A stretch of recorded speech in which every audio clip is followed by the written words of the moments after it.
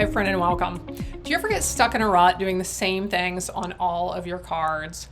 Or do you try and overcomplicate things? Or do you look at a stamp set and you're like, okay, I want to use this, but I don't know how to use this one stamp and it's not going to take up the whole card?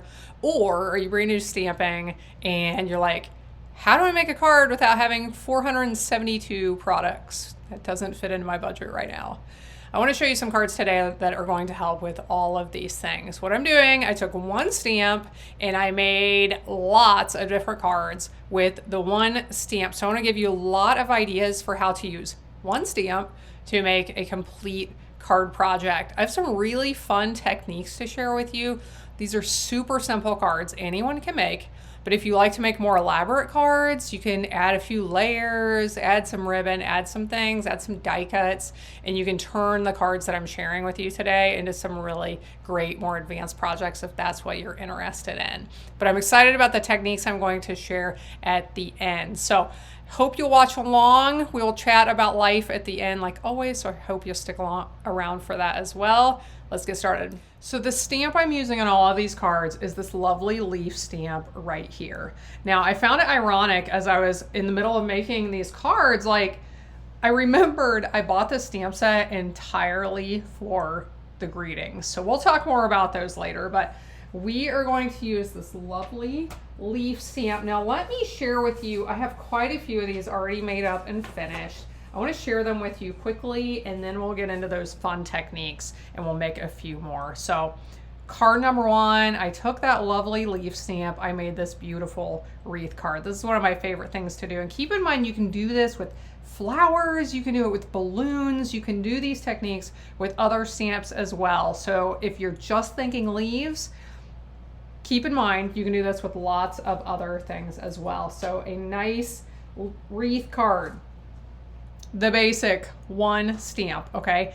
Clean and simple cards are beautiful. I often see clean and simple cards and I think like, oh my gosh, that's gorgeous. Why don't I make more cards like that? So don't overcomplicate it. We can keep things simple. Here, I did a nice border along one edge. Here I took that one stamp and I cut it out with my scissors. I didn't have to have a die cut or anything. And that makes for a lovely card as well. Now some of these I have sequins on. Like I said, you can step these up and add layers and ribbons and fun things to these basic ideas and step them up if you want to.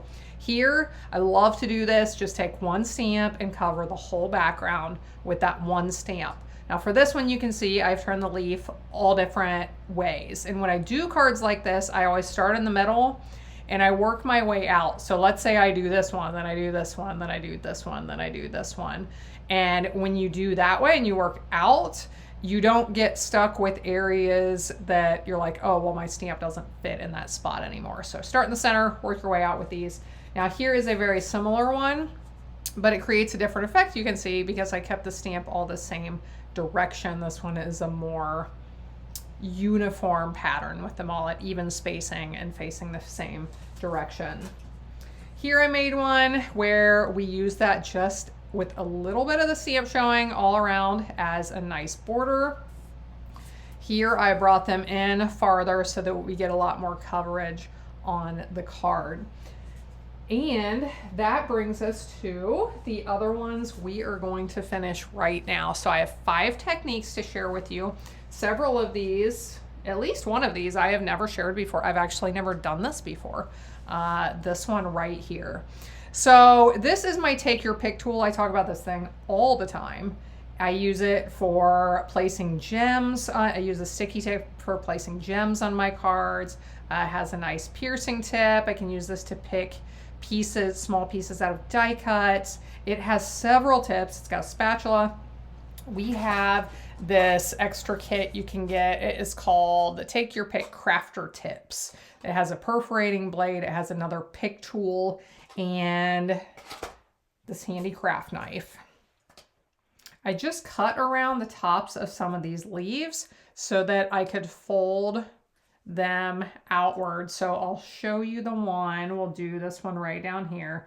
So I'm not cutting the whole thing out, of course. I don't want this all to come out. You could do that if you wanted to, but I just want part of it to pop up. So I started there, and I'm going to cut around the leaf from there outwards. So you want a cutting mat or some chipboard or something underneath so you don't damage your surface when you're doing this. And I missed a little teeny part right there. So here you can see that I can pop these pieces outward to add some fun dimension to this card. So pretty neat way to add some interest to your projects. I'll put some adhesive on the back of this. We'll finish this one. And of course, I don't want to put any adhesive where those pieces are popping up. As you can see, I have kept my designs on these cards all extremely simple with just either stamping directly onto the card base itself or adding one mat to them, but you can do lots of different things. Inhale, exhale. I love that the greetings on these cards are ones that, you know, when somebody's going through something really difficult and you just don't know what to say, this stamp set is perfect for those occasions. Here towards the end, we can look at those greetings a little bit more. But okay, on this one, we are doing something called triple stamping. I started with my card base. This piece is just the same measurement as the card base itself, minus an inch each direction. This one is minus 2 inches each direction, okay? So you may have seen this technique before. I love this technique. I attach them together with just a tiny bit of adhesive. You can use removable adhesive if you want to, because you will be taking them apart briefly. This works a little bit better with rubber stamps than with photopolymer stamps. The photopolymers are going to leave a little bit bigger. If you can see the gap where between the layers, it's not stamping completely because it wasn't even. When you use the photopolymer stamps, you'll get a little bit bigger gap. Now you can fill that gap in with a mat. You can add an extra cardstock mat under this layer and under this layer if you want to cover that up. I am going to show you another way to add a little bit of definition around this without having to add that cardstock mat. So I'll show you here in just a second. So, okay, I have done all that stamping. We have these 3 pieces stamped. I am going to remove them since I just had a little bit of adhesive. Should be able to pull these off. Now, instead of adding a cardstock mat, which gives a beautiful effect, I just want to do something a little bit simpler to make them stand out, make the layers stand out from each other. So I am just putting the edges of my cardstock directly against my ink pad. Now, I do want to be careful as I'm doing this. I don't want to gouge my ink pad with the corners because it could tear it. It could damage my ink pad a little bit. It would not affect the way my ink pad works, but is anybody else out there OCD a little bit? I just tried to keep them in good shape. So now that I have that added, and that is going to help the layers stand out a little bit more from each other, I'll just put more adhesive on the back. We'll attach these together. And I want to make sure I attach it the direction that everything matches up, which is this direction. And it looks like everything matches there. And same thing with this layer. And we will add a greeting. So this one says, "It's enough if all you did today was survive." Have you ever had days like that? I sure have, and I know I'm not alone. And that's why I just love this stamp set, that when I don't know what to say to somebody who's going through a hard time, this is just perfect. Okay, on this one, I wanted to show you that just an easy way to add a little bit of color to color. And this is called a blender pen. Now you can do what I'm doing with other tools. You could do this with the water painter, one of my favorite coloring tools. But this blender pen is fantastic. It is amazing for using with watercolor pencils to blend that color together really nicely. And you can use it like I'm doing right here. But just wanted to show you this. You can add a little bit of color and that will step up your project as well. Here, this one says it's okay to sit and simply feel how you feel. Next one, we are going to do super simple technique, and then I have one more to share after this. So this technique is called stamping off. If you watch my videos, you've seen this a million times. I inked my stamp. I'm gonna stamp one time, go over here, stamp a second time, and go over here and stamp a third time. I love this design with the three, some kind of stamp image that's a little bit more vertical than it is horizontal.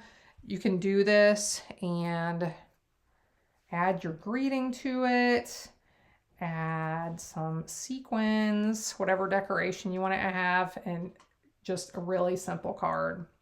This one says it's okay to try again tomorrow. And last but not least, I'm going to bring in a Stampin' Pierce mat that I need underneath for this technique. And we're going to do some block stamping on that, which means I'm going to apply ink directly to my block. I am going to stamp this off on some scrap paper back in the background. And now I am going to stamp this onto my card.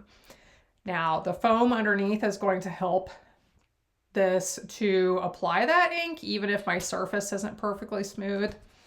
So I get that ink from the block. Now I was debating whether I wanted to stamp off 2 times to get a little bit lighter color, but that's okay. We're gonna go with this, just stamping off once. I will mention, if you want to get a more even color instead of this speckled blotchy appearance, what you can do is use a water spritzer and spritz a little bit of water onto the block before you apply it to the paper. A lot of times when I do block stamping, that is how I do it, but I decided to keep it a little bit simpler, a little bit less messy this time. And now we are just going to stamp these lovely leaves over top of that. And this is one of my favorite greetings in this set. What can I do to help? So I'm going to bring these back in real quick and read the greetings to you. It's okay to try again tomorrow. It's okay to sit and simply feel how you feel. It's enough if all you did today was survive. Inhale, exhale. Believe I have already said these. Take your time. I'm here when you're ready. But just some really simple and easy cards and some really nice greetings on these, but some fun techniques that you can try on your card projects. For our chat today, I'm going to do an infomercial. It's not about me. It's about something that I think is amazing, makes this world a better place, and maybe you know a child who should be getting involved. What that thing is 4-H. 4-H, I believe, I think it's the world's largest youth organization. I'm not positive about that. Something I was really involved in growing up. My family throughout several generations has been really involved in 4-H. It started in the county where my mom was raised, Clark County, Ohio, and has spread all over the world. So a lot of people who are familiar with 4-H think that it's only about showing animals at the fair, which is not really an option for everyone. Yes, we can have some backyard chickens. Goats can live just about anywhere if it's not breaking any local ordinances. But showing animals just isn't going to be an option for everybody. But there are so many other projects. There are projects for every human that will interest every kid. I am super passionate about getting kids away from screens and away from the influences of this world and letting them experience life, learn things, problem solve, gain skills, gain experiences, having an interview with a judge. Like, how many kids graduate high school and have never been put in a situation where they have to have an interview and speak to an adult about something that's a little uncomfortable or maybe a lot uncomfortable. When you start doing it, then the more you do it, it gets more comfortable, right? Oh my goodness, we got to turn these screens off and do other things with our young people. Okay, I'm done ranting. Let's talk more about 4-H. So I was really involved in 4-H growing up. I showed beef cattle and dairy cattle and hogs, and I did cooking and sewing and natural resources projects, and I raised pumpkins and sold them in the fall to make money. And I don't know, I did some other projects as well. Other projects that are out there, just to give you an idea of some of the things that are available, are, I want to call it aerospace, but rocketry. Like, kids can build rockets and shoot them off. That's fun, right? Shooting sports, archery, like all different kinds of shooting sports, archery, ATV with 4-wheelers, and lawnmower operation and safety, and crafts, scrapbooking, fine arts, creative writing, all kinds of things related to science, outdoors, like, I don't know, vet science, animals. There's dog projects, there's cat projects, cake decorating, beekeeping, gardening. Oh, I don't know. There's lots of things. There's so many things. Cooking, baking, so many things that, one, are useful skills that sometimes we're going to need when we grow up, like cooking, for example. Public speaking, what an amazing skill that can help kids as they grow up in so many different ways and open a lot of doors that they may not have if they are terrified to speak in front of people. So developing skills that, they may need in life anyway, like cooking. But just developing skills, building confidence in kids. The more things they know how to do, the more experiences they've been exposed to, the more confidence they have. It's when they believe in themselves and know they can do whatever they want to in this life, right? That's what I'm going to blame those ideas in my head on, is what I experienced in 4-H as a kid. So anyway, who do you know who should be in 4-H? It's from 3rd grade to like seniors in high school who can participate. If you want information, look up the name of your county that you live in, cooperative extension service or something like that. So mine would be LaGrange Extension is what I usually search for. I find their website, call them up, ask them how to get a child involved in 4-H or how to get some more information. Enrollment maybe should have been done by now, but I know where I live, they keep letting kids sign up because they want as many people to participate as possible. So there's my infomercial. What kids do you know? Are you an adult looking to like give back or do something? 4-H needs help. Maybe you could help some kids with sewing projects or help advise a club or help judge projects. It could be a day involvement or a year-long involvement. But it's an amazing program. I encourage anyone who can to get involved. That's what I have for today. Thanks for being here. I appreciate you. I hope you'll be back again next time when I'll be here helping you to hand make with love.